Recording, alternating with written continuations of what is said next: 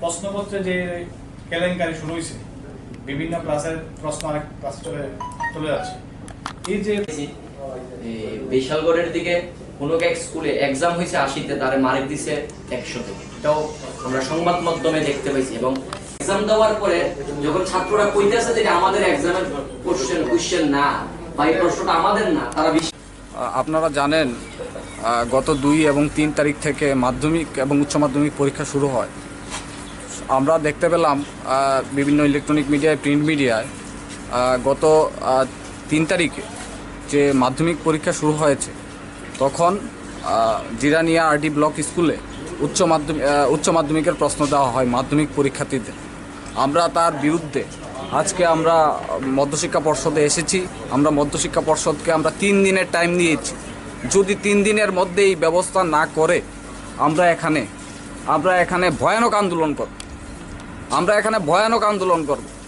আমরা সারা রাজ্যে আমরা প্রত্যেকটি ডিস্ট্রিক্ট ব্লকে অলরেডি বলে দিয়েছি, আমরা 3 দিনের মধ্যে আমরা চাই সুষ্ঠু তদন্ত করে ওকে দৃষ্টান্তমূলক শাস্তি দেওয়া হোক।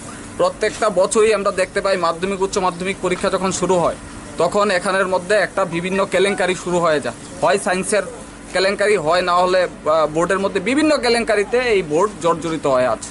এবং যিনি শিক্ষামন্ত্রী, আমি বলবো ওনার দায়িত্ব থাকা উচিত। উনি যেই সমস্ত কার্যকলাপগুলি উনি কিছু লোককে দিয়ে চালিয়েছেন, এইগুলি থেকে আপনি টোটালি এইগুলির ব্যবস্থা নিন, না হলে আপনিও বিপদে পড়বেন।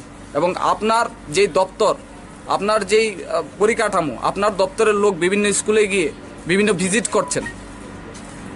পরীক্ষা চলাকালীন কি করে বিধায়ক এবং বিধায়িকা, আমরা দেখতে পেলাম যে বাদারঘাটে মিমি মজুমদার, উনি বিধায়িকা, উনি প্রত্যেকটা স্কুলে গিয়ে ভিজিট করছেন। আমরা তার তীব্র বিরোধিতা করি। তাতে ছাত্রদের ভবিষ্যৎ নিয়ে এই সরকার ছিনিমিনি খেলছে। এটা ছাত্র বিরোধী সরকার। এই সরকার ছাত্রদের জন্য কোনো চিন্তা করে না। আমরা তার প্রতিবাদে আজকে আমরা আমাকে বলেছে প্রেসিডেন্ট, এটা না আসলে এটা খারাপ দেখা যায়। আমি আসলাম, আমি এসে এখানে দেখেছি, কথা বলেছি।